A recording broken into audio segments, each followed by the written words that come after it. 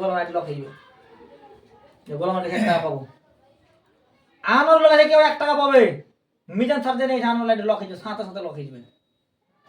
বিচার হবে অফিসে বসে থেকে, বাড়িতে পুলিশ যাবে প্রয়োজনে, বুঝতে পারলেন না? অত সহজ মাইল্যাপ যে লোকের সাথে তুলনা করে দাও, বিশাল মাইল্যাপে আমাদের জন্য বিশাল কিছু রেখেছে। হ্যাঁ হ্যাঁ ও যেতে দেন স্যার, কেন কি হয়েছে আপনার? দোকান খুলে আচ্ছা টাইম ওভার হয়েছে। আমি 10 মিনিটে তো মাইল্যাপটাকে সিরিয়াসলি করতে হবে। তোমার জন্য আমি যেটা কথা বলছিলাম, কেন আমি তখন বললাম যে ডাক্তারিটা ঠিক আছে ডাক্তার তুমি লও, ওর মধ্যে একটা রিজন ছিল। একটা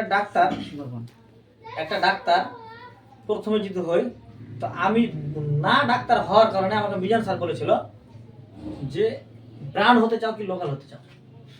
আমি বলেছিলাম ব্র্যান্ড হতে চাই। তো ব্র্যান্ড হতে গেলে তোমাকে সার্টিফিকেট লেখা কাজ করতে হবে। আর তুমি যদি বলো আমি লোকাল জেনারিক এথিক্যাল হবো না, কি স্যার, তাহলে তুমি এমনি চলো। কিন্তু প্রত্যেকটা মানুষ ব্র্যান্ড চাই কি চাই না? তো ব্র্যান্ড হতে গেলে আমি বলছি স্যার ব্র্যান্ড হবো, বলছি ব্র্যান্ড হতে গেলে তোমাকে সার্টিফিকেট লেখা কাজ করতে হবে। সে সময় 35 টাকা সার্টিফিকেট নিতাম, কিন্তু অথচ আমি একটা চকলেটও পাইনি। একটা চকলেট খাওয়ার জন্য এটা আমি 35 টাকা দিয়ে আমি সার্টিফিকেট নিয়েছি, 35 টাকা মাল পেয়েছি, কিন্তু একটা চকলেট দিবে, একটা চকলেটও দেয়নি। অথচ আমি নিয়ে কাজ করেছি কোন টাইমে, যেই টাইমে আমার কোনো পয়সা ছিল না। বস আমি তোমাকে বললাম তুমি ডাক্তার না, তুমি ডাক্তার হতে তুমি আগে সর্বপ্রথম তুমি সার্টিফিকেট নিয়ে দেবে। প্রত্যেকটা মানুষের দোষ আছে, তো প্রত্যেকটা মানুষের দুশ্মন আছে। এখানে তোমার যদি আমরা কখন ভুল বুঝতে পারি, ভুল হয়ে যাওয়ার পরে ভুল বুঝতে পারি যে এই জিনিসটা ভুল হয়ে গেছে। তোমার দাওয়া খেয়ে হতে পারে তার রিয়াকশন হয়নি, কিন্তু লোকটা মারা গেছে। একটা লোক যা চিমটি কেটে 2000 থানাতে জানিয়ে দাও, ওর দাওয়া খেয়ে মরে গেছে। আচ্ছা তুরান আছে বলো তোমার কি লাইসেন্স দেখাও, তুমি যে মালগুলো বিক্রি করছি তোমার ডিগ্রি কি দেখাও, তোমার লাইসেন্স কি দেখাও। হ্যাঁ কি এর পকেট থেকে কোনো এক্সপেরিয়েন্স সার্টিফিকেট লাগে এটাই তো নাই, আছে বলেছি। এটা কথা বলছি আমি, আমার কাছে দাওয়া বেচা লাইসেন্স নেই। তো সর্বপ্রথম আজকে 37,000 টাকাতে এখন তোমাকে সার্টিফিকেট দিচ্ছে, সুন্দরবন যাওয়ার অফার দিয়েছে। কত সুন্দর করে তোমাকে সুন্দরবন নিয়ে যাবে, তোমাকে ট্যুর দিবে। যে ট্যুর নেওয়ার জন্য উনি 2 লাখ টাকা দেওয়ার পরে অ্যাচিভ হলো, 2 লক্ষ টাকা দেওয়ার পরে দীঘা অ্যাচিভ করেছে, আর কেউ 35,000 টাকা দীঘা অ্যাচিভ করেছে নাকি স্যার, 37,000 টাকাতে। তো মিজান স্যার আজকে একটা এত বড় অফার রেখেছে, আমরা এটাকে যদি দেখো, আমার এক্সপিরিয়েন্স আমার যদি আরও একটা সার্টিফিকেট থাকে, তাহলে একটা তুমি সিএইচপিতে যাওয়ার দেখো অনেকটি সার্টিফিকেট রাখা আছে, তো ওর কাছে একটা সার্টিফিকেট আছে, অত সার্টিফিকেট কি বই, বিভিন্ন সার্টিফিকেট থাকা মানে আমার বুকে সাহস থাকা। বস বুঝতে পারবো না, তো তুমি সার্টিফিকেটটা নাও। 27 টাকা 40 জন জয়েনিং করে দেন 40 টাকা। যখন আমি এই জায়গাতে 1,68,000 টাকা ফাঁসাতাম, আমার পকেটে 27 টাকা। আমাকে ফারুক স্যার এখানকারই লোক, ফারুক স্যার বলেছিল যে তুমি যদি দেখতে পাও যে আমার মাইলেজ লাইফ চেঞ্জ হচ্ছে, তোমাকে পুঁজি ফাঁসাতে হবে। আমি কেন, তোমার আন্ডার অনেকটি কবিরাজ হয়ে গেছে, তোমার কবিরাজ কে মাল দিবে? তাদের কিন্তু মাল দিচ্ছে না। আরে তাদের মধ্যে কি দিবে, 1.5 লাখ টাকা পাঠাবে, 2 লাখ টাকা মাল দিবে, এটাই করতে পারবো। কিন্তু তাই তো তোমাকে সবই মাল দিয়ে দেবে না কেউ। এখান থেকে আমাদের মাল দেয়, এখনো মাল দেয় এখান থেকে লক্ষ লক্ষ টাকা, আপনাদের কালীচক থেকে। তো তোমার কবিরাজ আছে, তোমাকে পুঁজি ফাঁসাতে হবে।